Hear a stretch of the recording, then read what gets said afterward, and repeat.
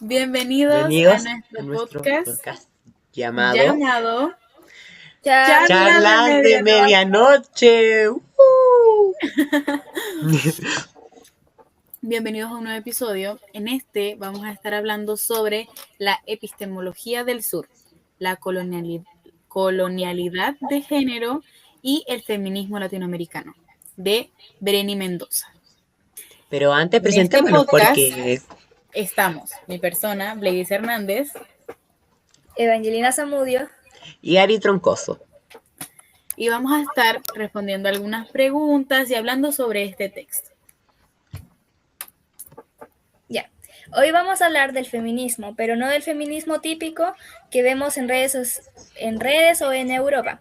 Vamos a meternos en el feminismo latinoamericano, que es súper distinto porque está marcado por la colonización, el racismo y desigualdad.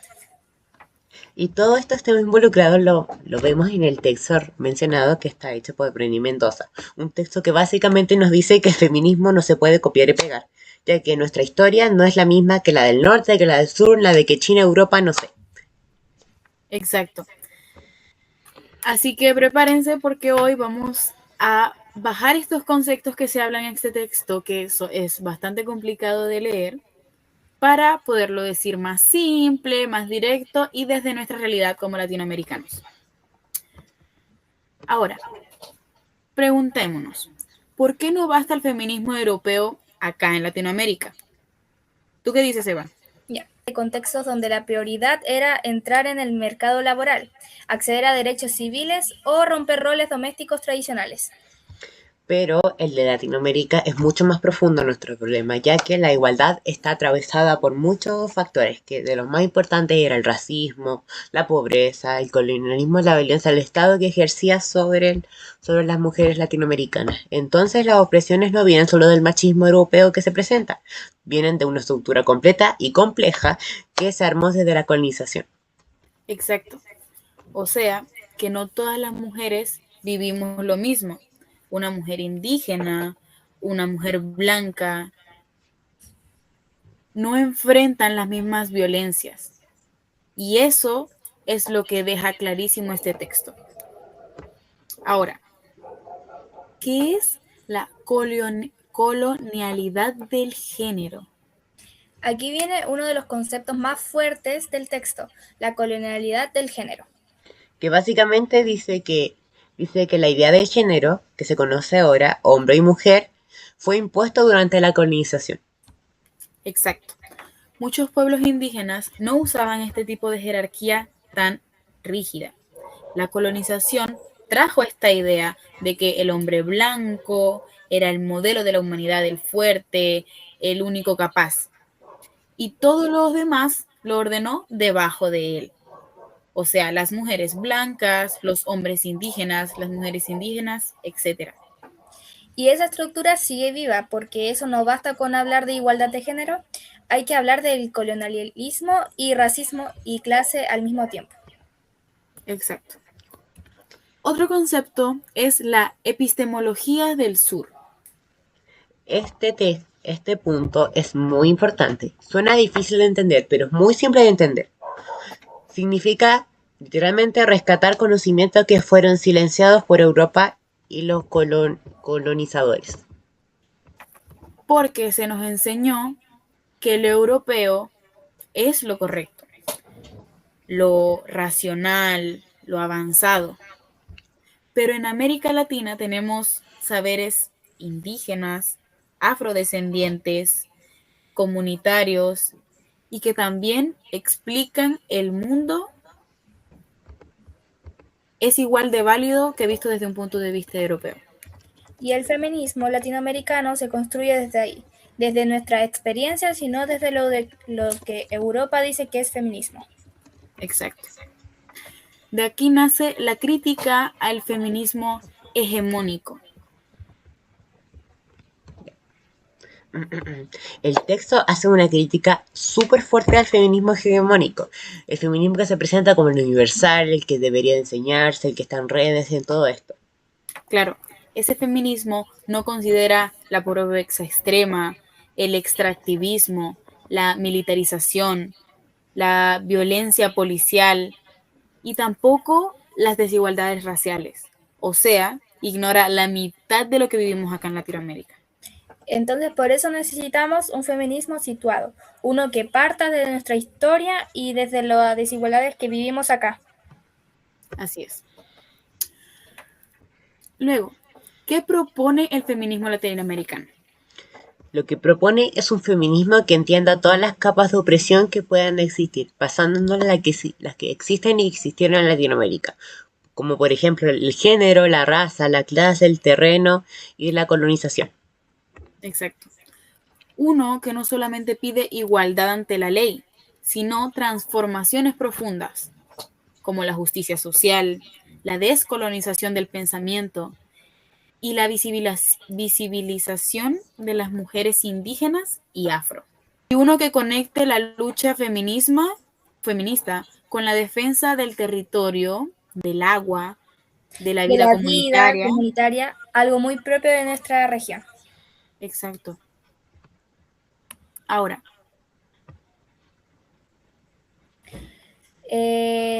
Bueno, y antes de cerrar, queremos responder dos preguntas que surgieron mientras trabajábamos en el texto. la pregunta 1 será, ¿por qué es importante leer filosofía y entender distintas posturas?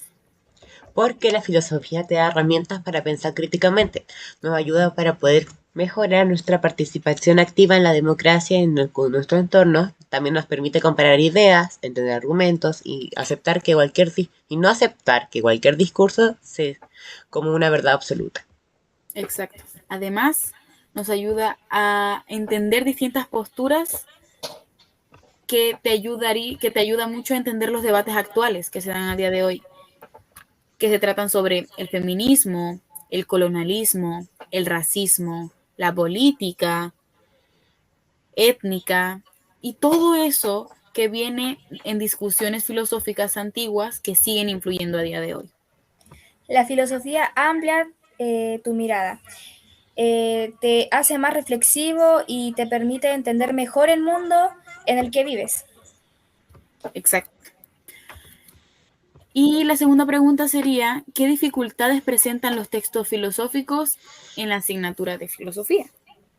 La primera dificultad que yo percibo es el lenguaje, ya que el lenguaje está muy involucrado en la filosofía, ya que son textos muy densos, muy largos, abstractos, con conceptos que no usamos en la vida diaria y que nos pueden ayudar y que nos dificultan el entendimiento. Exacto. También requieren un contexto histórico, porque, claro, sin saber en qué situación vivía el autor de la obra, sus ideas no siempre hacen sentido, sobre todo en la actualidad. Y en general no son textos rápidos. Estos textos necesitan tiempo, análisis y a veces releer varias veces para entender. Sí. Y para las personitas que nos están escuchando, ustedes piensan que se nos olvidó algo, sí, pero no, aquí la tenemos lo mejor. Los ejemplos que podemos encontrar esto en la vida cotidiana o en los que nos presentamos en nuestro contexto de vida. Ya habléis, ¿qué opinas? ¿Qué ejemplo tú percastas en la vida sobre el feminismo latinoamericano? Sobre todo las actitudes que tienen las mujeres en la actualidad. ¿Por qué? Porque a día de hoy se dicen que el feminismo es solo cosas de mujeres. A día de hoy, 2025, que somos digamos que somos personas avanzadas y más abiertas de mente. Las mujeres son las feministas en este caso y siempre se queda como encasillado en eso, de que el feminismo es solo la mujer tratando de ser igual que el hombre ante la ley y Ujú. así, pero no, o sea, el feminismo no es solamente para las mujeres, también es para personas que sufren de discriminación, porque a ver, si nos vamos a lo serio, el feminismo ¿qué es? Es la lucha por la igualdad ante la ley, no por la igualdad de la mujer ante la ley. Si nos vamos como a la definición central del feminismo. Claro. Y claro, en esto se habla sobre personas negras, sobre personas indígenas. que son en gran parte como ignoradas por esto. Claro, toda la razón. ¿Y tú qué opinas, Eva? ¿Del feminismo actual? ¿Sí? La verdad, opino que, bueno, el feminismo actual ha cambiado bastante a lo largo de los años. Yo siento que ahora, siento que está, no sé, es más visible la lucha, las mujeres pueden luchar más, a comparación de antes, que era más como más cerrado, no, era como más tabú luchar por tus derechos. Entonces, ajá, ahora, como dijo la Lady, mucha gente, ahora todos, personas afras, negras, todos pueden luchar por sus derechos por parte del feminismo. Ya no está encasillado en una cosa. Y a veces también hombres se llegan a incluir en la cosa del feminismo, en las marchas, también se incluyen. Entonces, lo encuentro que ha cambiado bastante y puede seguir cambiando. Claro, al igual que las disidencias, se han vuelto parte del feminismo porque también son parte de la lucha. Y parte de la represión que ha habido durante toda la historia, principalmente sobre la colonización, que justamente habla de este movimiento surgido. Yo opino que el feminismo latinoamericano es un tipo de feminismo que se debería de dar más reconocimiento y más sobre el feminismo que se idealiza en las redes sociales, que se instala como el feminismo entre comillas, ya que nosotros como latinoamericanos hemos conocido mucha gente, nuestras personas que han nacido antes de nosotros, que han sufrido por esta represión de nuestros colonizadores, siendo que es un tema bastante sensible que solamente por tener, según ellos, menos derechos o tener distintos colores de piel, distintas formas, distintas costumbres, somos menos aceptables en su jerarquía. Me parece algo bastante despectivo y inhumano. Pero lo que me ha gustado últimamente es que muchas formas se han podido abrir los espacios para expresar este feminismo latinoamericano de muchas formas. Por Sí. ejemplo, a través de murales, a través de pinturas, a través de canciones. Pancartas. Por ejemplo, tenemos una cantante chilena, Anita Tijoux, que ha integrado súper bien el tema del feminismo en sus letras y ha dado mucho reconocimiento de de qué es ser mujer en Latinoamérica, qué es ser mujer Claro. en Chile en este caso. Sí, totalmente de acuerdo contigo, Ari, porque ya no encasilla a una temática en específico, sino que son muchísimas que están dentro de lo que es la lucha en el feminismo y que a día de hoy se expresa el feminismo no solamente yendo a una marcha, sino también, como tú dices, mediante el arte, mediante la música. Y eso es algo que deberíamos de estar muy orgullosos como latinoamericanos. Sí. Ya. Y, y ahora vamos a dar nuestro cierre, fantástico cierre. ¿Cuál? En resumen, lo que estuvimos diciendo fue que el feminismo latinoamericano no nace solamente para hablar de género, nace para hablar de lucha, de poder, historia, memoria y desigualdad. Sí, y para pensar desde acá, desde el sur, desde nuestras experiencias. Y bueno, ya. Para terminar, muchas gracias por escucharnos. Si quieren que hablemos de otro texto o tema, déjenlo en los comentarios. Nos vemos en el próximo episodio. Muchas gracias, Muchas gracias por queremos escuchar. mucho, muchas gracias, Bye. chao, nos vemos en otro episodio.